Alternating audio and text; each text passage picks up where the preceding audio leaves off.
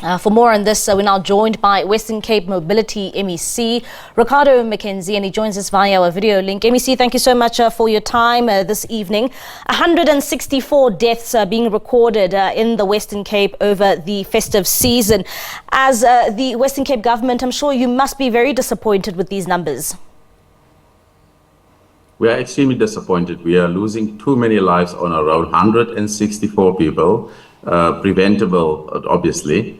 These individuals, and our thoughts and condolences go out to the family and for those still recovering, because obviously there are people involved in the crashes and some are still recovering. So extending our heartfelt condolences to these families, but we are disappointed. We are extremely disappointed that despite all our efforts, we see on our municipal roads, as you indicated in your introduction, 11% down on our provincial roads, but on our municipal roads, we've seen a massive increase, and that is extremely disappointing, particularly on pedestrians using our roads. And MEC, I must say that, it's always the norm in South Africa. As we head to the festive season, we see these plans coming out from the National Department of Transport. We also see it on provincial level as well as a municipal level. But it seems as if we are losing this battle of road fatalities during the festive season. Why can't we get it right?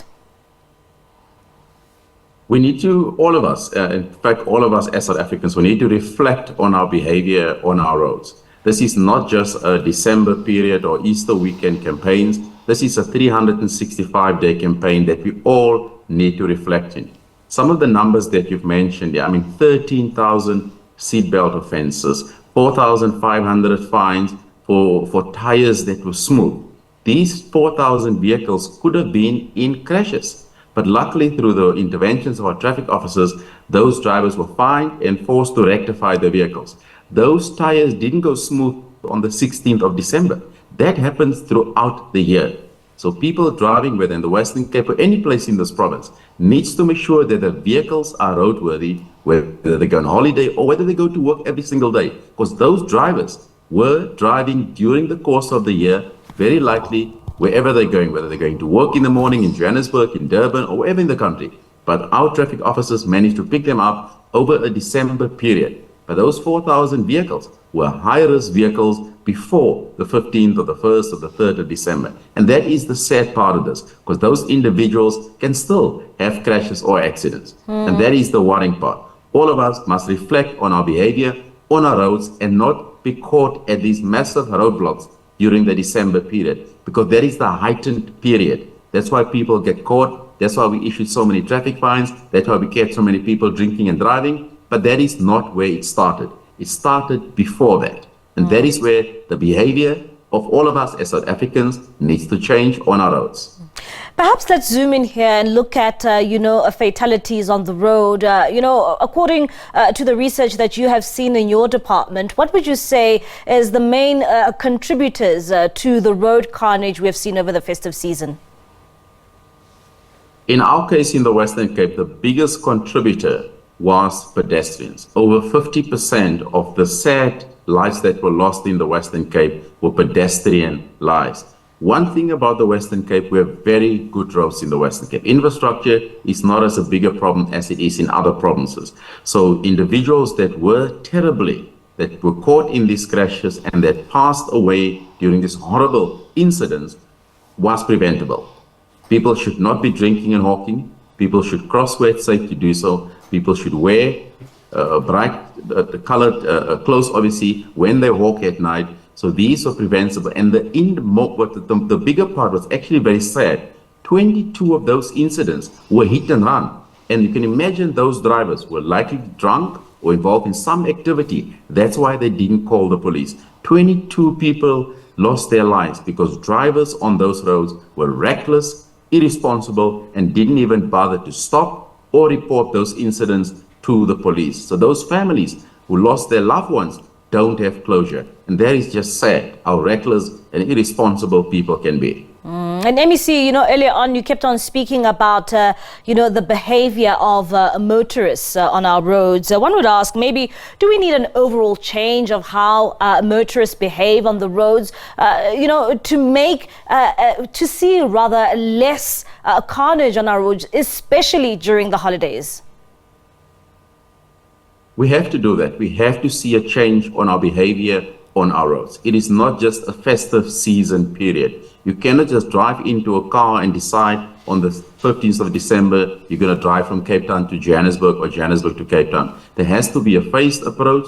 People need to make sure that they stop every 200 kilometers or every 2 hours. People need to plan accordingly. People need to make sure that they don't rush on holiday for 2 or 3 days away so they can rush Joburg, Cape Town, back quite. People need to plan. There is no need to rush. There's enough time for you to plan your holiday. Easter's coming. We're a few months away from Easter. Now is the time to start planning, not the day before. And that is part of the problem. People decide, well, it's a long weekend, I'm going to go away.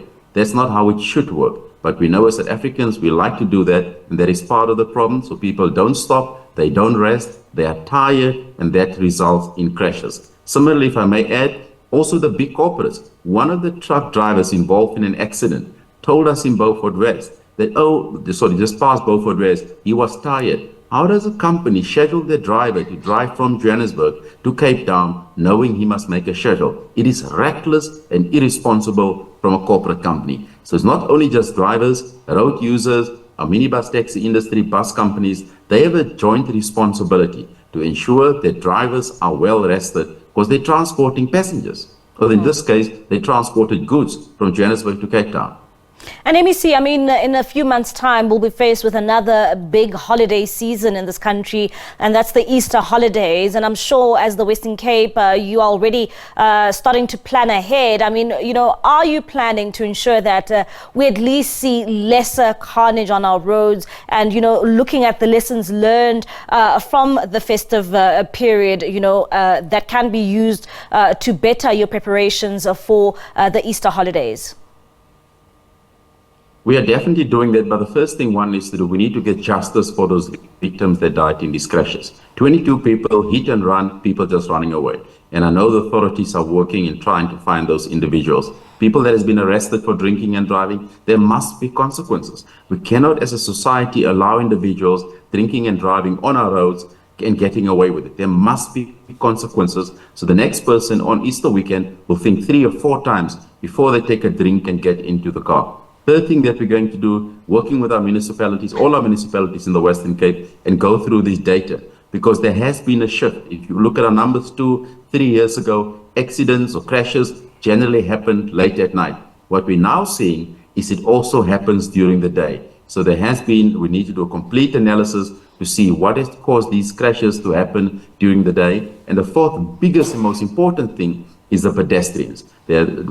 Previous years, there were not so many pedestrians as of this year that died in crashes. So we need to look at that, need to really look at campaigns to focus on pedestrians, because our data analytics previously indicated our highways, our roadblocks, and those where our attention was. But our attention was not on pedestrians because that wasn't how the big focus was previous years. But now there was a shift in people sadly dying on our roads, and that was the massive 50% of fatalities on our roads was pedestrians. MEC, thank you so much for your time this evening. That is MEC for Mobility in the Western Cape, Ricardo Mackenzie, just giving us an insight there to the numbers in the Western Cape when it comes to the road fatalities that the province experienced over the festive season.